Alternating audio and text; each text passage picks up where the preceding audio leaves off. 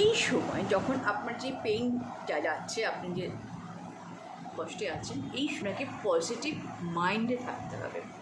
কিন্তু কিভাবে থাকবেন? এই পজিটিভ ভাইবস আপনি আপনার মধ্যে কিভাবে আনবেন? গন্ধযুক্ত ধূপ জ্বালান এবং সন্ধ্যেবেলা কর্পূর ও ধুনো দিয়ে সমস্ত ঠাকুরের সামনেও আরতি করতে পারবেন এবং সেই ধুনোটা আপনি সমস্ত ঘরে ছড়িয়ে দিতে পারেন। ভীষণভাবে এইভাবেই পজিটিভ ভাইবসগুলো আসে। এরপরে কী করবেন? আপনি রুম ফ্রেশনার ইউজ করতে পারেন।